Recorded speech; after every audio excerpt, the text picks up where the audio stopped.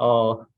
오늘 발표할 논문은 Exploiting the Externality for Fast Replicated Storage라는 논문이고요. SOSP에 2021년에 발표된 논문입니다.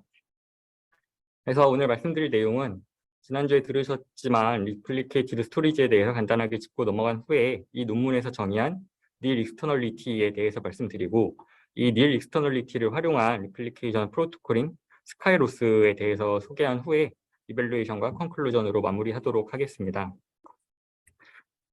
네, 먼저 백그라운드인데 사실 지난주에 발표해 주셨던 그 슬라이드를 가져왔는데요. 같은 주제에 대해서 연구한 논문이라서 이 부분에 대해서 기억을 되살려 보시면 이어서 들으실 수 있을 것 같습니다. 그래서 전통적인 리플리케이티드 스토리지는 이제 업데이트를 위해서 라운드 트립 타임이 이제 2번의 레이턴시가 필요로 하게 되는데 결국은 이거를 최대한 하나로 줄이고자 했던 논문이 지난주에 발표됐던 커프라는 논문이고 거기서는 이제 서로 간의 업데이트가 이제 순서가 바뀌어도 결과에 영향을 주지 않는 업데이트들을 이제 한 번의 라운드 트립을 생략해서 업데이트 레이턴시를 줄인 논문이었는데 이 논문은 이제 지난 논문을 비교 대상으로 두고 더 많은 경우에 이제 레이턴시를 줄일 수 있다고 주장한 논문입니다. 그래서 이 논문에서 이제 고안한 Nil Externality라는 속성에 대해서 말씀을 드리면 이 인터페이스 중에 리드 라이트 같은 인터페이스 중에 이제 일부를 nil ext 인터페이스로 정의를 할 수가 있고 이것은 이제 인터페이스의 결과로 인한 스토리지 시스템의 상태가 이제 밖으로 드러나지 않는 그러한 인터페이스들을 이제 얘기를 합니다. 그래서 구체적으로 보시면은 어떤 업데이트의 경우에는 이제 업데이트의 결과도 이제 응답으로 돌아오지 않고 또 실행 에러도 없는 그러한 업데이트들이 있습니다. 물론 이 업데이트가 성공적으로 완료됐다는 에크는 있겠지만 이제 에크만 오고 업데이트의 결과가 무엇인지 혹은 업데이트가 성공했는지 실패했는지 여부가 돌아오지 않는 그러한 인터페이스들이 있고요. 아래에서 보시는 KV API의 이제 풋 인터페이스를 보시면 KV 스토리지에 풋을 날렸을 때 어떠한 풋의 결과가 돌아오지 않습니다. 단순히 이제 풋이 성공했다는 에크만 돌아오게 되고 결과가 돌아오지도 않고 또 한 가지는 이제 익스큐션 에러가 발생하는 경우가 없습니다. 즉, 키가 이미 있었던지 혹은 없었던지 이런 예외 케이스 없이 항상 에크만 돌아오도록 되어 있습니다. 물론 밸리데이션 에러는 발생할 수가 있는데 예를 들어서 잘못된 요청이었던 경우에는 이제 밸리데이션 에러가 발생할 수는 있지만 이거는 이제 일종의 스태틱하게 발생하는 에러들이고 이제 이 수행의 결과로 확인해야 하는 그러한 에러들이 아니기 때문에 이 두 가지 에러를 구분해서 밸리데이션 에러는 있을 수 있지만 익스큐션 에러는 없는 이러한 인터페이스들을 정의할 수가 있습니다. 그래서 이러한 인터페이스를 이제 업데이트를 닐릭스트 인터페이스와 그렇지 않은 경우로 나누어서 구분을 해보면 현재 주로 쓰이는 이제 락스db나 레벨d 혹은 memcached 같은 경우 시스템들에서 살펴봤을 때 락스db나 레벨db는 사용하는 모든 업데이트가 닐릭스트 업데이트로 구분을 할 수가 있습니다. 그래서 푸시나 라이트 같은 거 외에 딜리트나 머지와 같은 경우에도 닐릭스트 업데이트로 구분을 할 수가 있고 리드의 경우에만 이제 이러한 닐릭스트가 아닌 결과를 응답으로 받아야 하는 그러한 인터페이스로 분류를 할 수가 있습니다. 이게 어떻게 가능하냐면 이러한 현대적인 시스템들에서 이제 딜리트나 머지의 경우에도 쿼리 없이 업데이트를 해야 성능이 빠르다는 것이 이미 널리 알려져 있기 때문에 이제 쿼리를 생략하기 위해서 키가 없는 키를 딜리트 하려고 해도 에러 없이 그냥 응답을 할 수 있도록 킹스톤 같은 기법을 사용을 하고 또 머지의 경우에도 기존 데이터를 읽어서 업데이트하고 그 결과를 돌려주는 것이 아니라 그냥 이제 값을 어떻게 바꿔야 한다는 메시지만 업데이트를 해놓고 리드 없이 결과를 완료할 수 있도록 동작을 합니다. 이런 식으로 이제 이 일종의 쿼리 동작 없이 업데이트들이 가능하도록 하는 최적화 기법들이 이미 적용되어 있기 때문에 이러한 시스템들에 대해서는 모든 업데이트를 릴리스트 방식으로 처리를 할 수가 있게 되는 것이고요. 반면에 이제 memcached 같은 경우에는 셋을 제외한 나머지 업데이트들이 이제 논 릴리스트 인터페이스로 동작을 하게 되는데 예를 들어서 add의 경우에는 이미 키가 있으면 에러를 반환하고 또 delete의 경우에는 이미 지금 키가 없는데 delete 요청을 하면 마찬가지로 에러를 반환을 합니다. 그래서 그 현재 상태에 따라서 결과가 달라지고 그 달라진 결과를 클라이언트한테 다시 돌려주어야 하는 인터페이스들이라서 논 릴리스트 인터페이스로 구분을 할 수가 있는 것이고요. 이런 경우에도 이제 나머지 시스템들과 같이 그 스키마틱을 간단히 수정해서 에러가 없도록 변경을 할 수도 있지만 뭐 그거는 이제 다른 주제로 놓고 이렇게 맨캐시D의 경우에는 셋 외에는 일단은 논 릴리스트 인터페이스로 구분을 할 수가 있는데 그럼에도 불구하고 실제 상용 시스템에서 맨캐시D를 사용한다고 할 때 어떤 식으로 사용하는지를 트레이스를 통해서 분석을 해보면 그 대부분의 오퍼레이션들이 이제 닐리스트 업데이트인 셋으로 동작을 한다는 것을 확인을 할 수가 있습니다. 그래서 우하단의 그래프를 보시면 이제 트위터와 IBM에서 가져온 트레이스를 분석한 결과인데요. 보시면 이제 그 트레이스가 잡힌 그 클러스터들 중에 90% 그 클러스터들을 분석을 해보면 이제 트위터의 경우에 75% 이상의 클러스터들이 이제 논 릴리스트 업데이트는 10% 미만만 가지고 있더라라는 분석 결과를 확인하실 수가 있습니다. IBM의 경우에는 비율이 조금 더 낮지만 그래도 50% 정도의 클라이언트는 이제 클러스터들은 다 90% 이상의 업데이트들이 전부 닐리스트 방식으로 이루어지는 것을 보실 수가 있고 그래서 이러한 맨캐시D의 경우에도 닐리스트 인터페이스에 한해서만 이제 최적화를 하는 것이 의미가 충분히 있다는 부분을 볼 수가 있고 또 한 가지 확인해야 되는 것은 릴리스트 업데이트의 결과를 그 직후에 리드를 하게 되면 결국은 그 업데이트의 결과를 다시 봐야 하는 것이기 때문에 뭐 실질적으로 이득을 얻을 수 없을 것입니다. 하지만 이제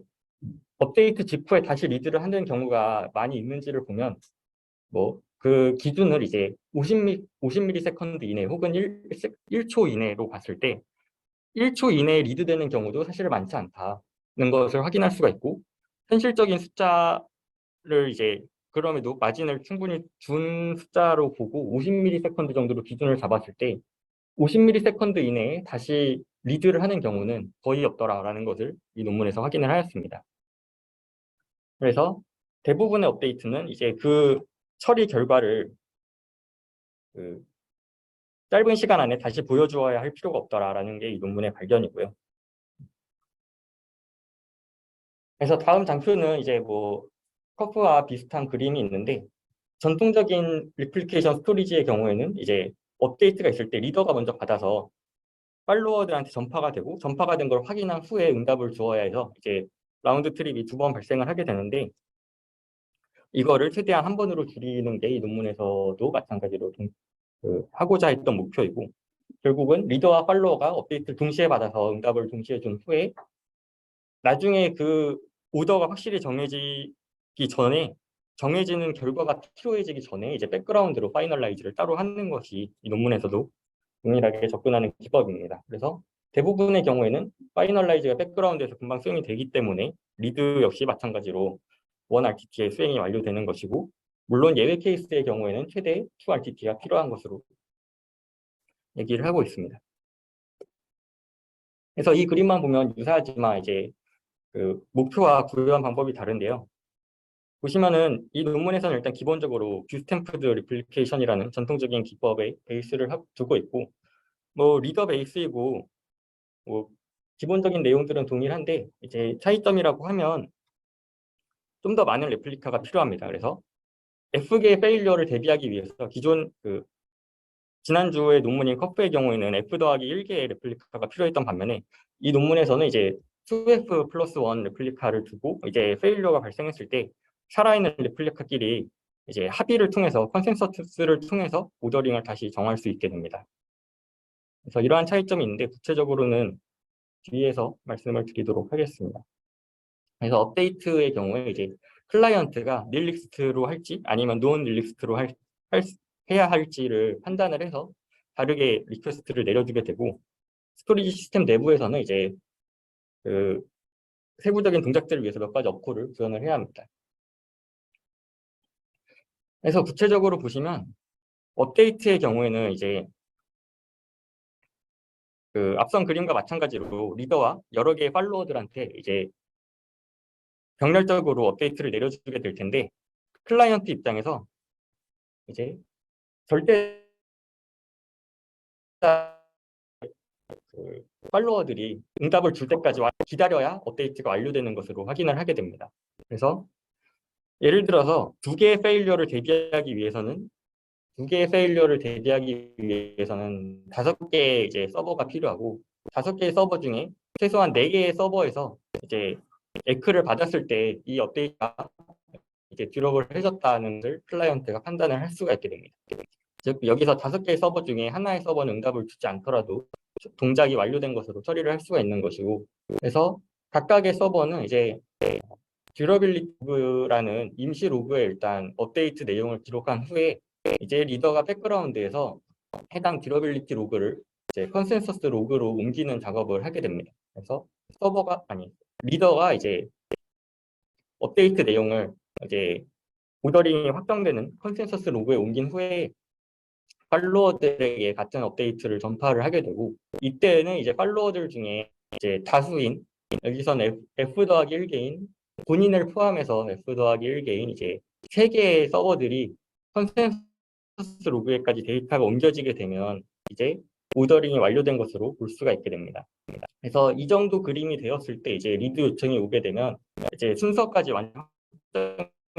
된 상태이기 때문에 리드를 원활 기체에 서비스를 할 수가 있게 되는 것이고요. 반면에 이제 이후에 B와 C에 대한 업데이트를 때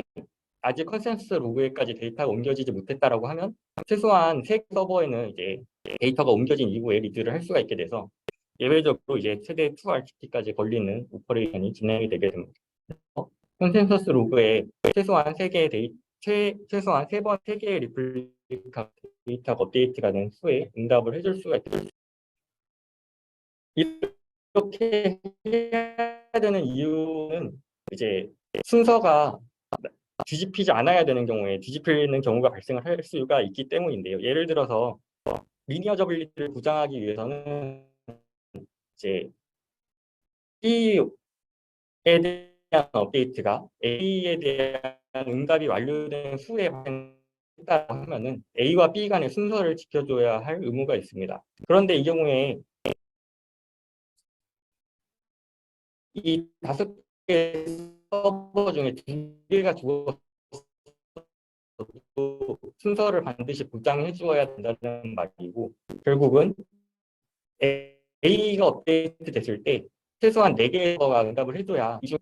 순서가 확인이 될 수가 있습니다. 4번 서버가 업데이트가 안 된 상태에서 리스폰스를 줬고 그 후에 B에 대한 요청이 왔다고 하면 이제 4번 서버는 결국은 순서가 바뀔 수도 있겠죠. 그래서 다른 케이스로 지금 5번 서버가 그러한 동작으로 이제 순서가 뒤바뀌는 경우를 볼 수가 있는 합의를 통해서 결정을 하기 때문에 결국은 절대다수라는 규칙이 밤 이제 결국은 순서가 클라이언트에게 노출되기 전에는 내부적으로는 순서가 바뀌더라도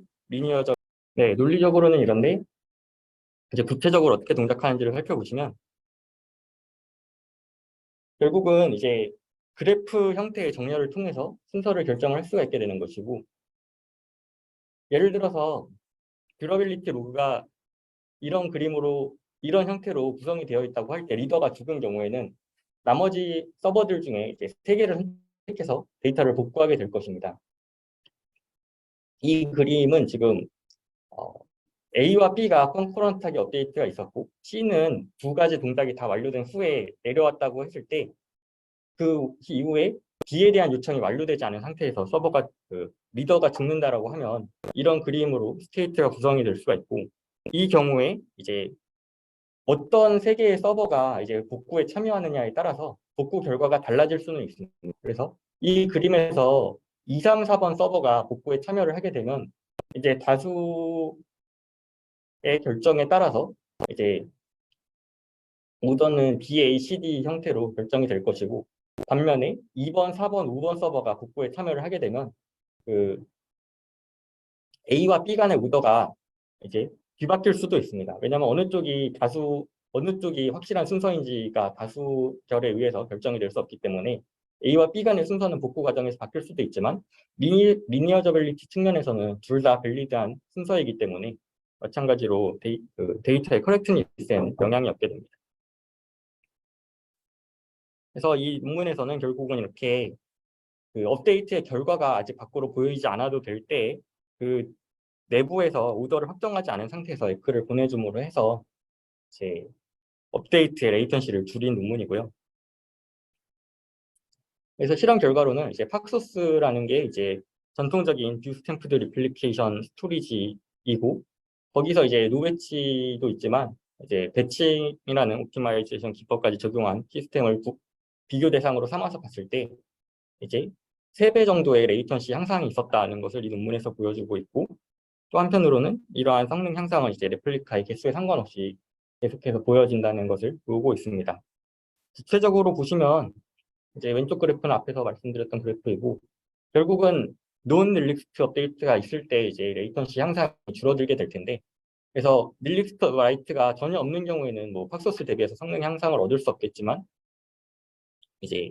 그러한 업데이트의 양은 많지 않다는 것을 이전에 보여드렸고, 그래서 그러한 업데이트의 양에 따라서 이제 성능 향상을 이렇게 얻을 수가 있다는 부분이고요. 리드와 릴릭스트 업데이트가 같이 발생하는 부분들을 보았을 때도 이제 기존의 팍소스의 경우에는 업데이트가 많아짐에 따라서 업데이트는 2RTT가 걸리기 때문에 평균 레이턴시가 상승하는 것을 보실 수가 있는데, 이제 스카이로스의 경우에는 평균 레이턴시는 계속 1RTT로 고정이 되는 것을 보실 수가 있고, 이제 디피안의 경우에는 라이트와 리드가 겹치는 경우가 있어서 스카이로스의 경우에도 레이턴시가 조금만 상승할 수 있지만, 그럼에도 불구하고 팍소스 대비해서는 훨씬 낮은 레이턴시를 보여주고 있습니다. 그래서 이러한 3가지 인터페이스가 다 겹치는 경우에도 마찬가지로 스카이로스가 더 좋은 성능을 보여주고 있고요. 또 한편으로는 이제 스테이트 오브 디 아트인 그 커프와도 이 논문이 비교를 했는데, 커프의 경우에는 이제 컨플릭 없는 라이트의 경우에는 커프와 스카이로스 간의 성능 차이가 없습니다. 그래서 커프의 경우에도 항상 1RTT로 업데이트를 할 수 있고, 스카이로스의 경우에도 마찬가지이기 때문에 성능에 차이가 없지만,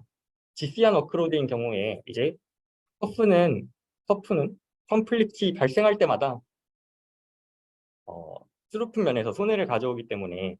성능 향상의 폭이 줄어드는 데 반해서 스카이로스는 디피안 워크로드라고 하더라도 이제 스루풋이 동일하게 높은 성능을 나타내는 것을 보실 수가 있습니다. YCSD의 결과로 보더라도 이제 라이트 동작에 있어서 먼저 보시면 팍소스의 경우에는 레이턴시가 높은 데 반해서 이제 스카이로스와 커프의 경우에는 낮은 레이턴시를 보여주고 있고, 하지만 커프의 경우에는 이제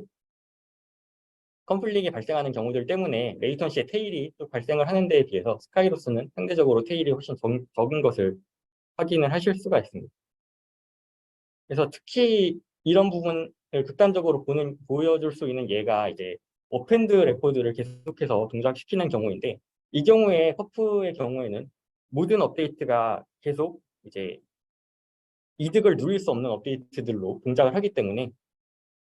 지난주에 언급됐던 이제 최악의 케이스인 3RTT가 걸리는 케이스까지 해서 팍소스보다도 오히려 낮은 성능을 보여주는 반면에, 스카이로스의 경우에는 어펜드 레코드의 경우에도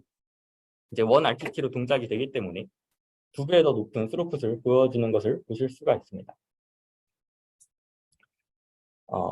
물론 이제 이 커프와 스카이로스가 어느 정도 직조하는 측면이 있기 때문에 커프가 더 유리한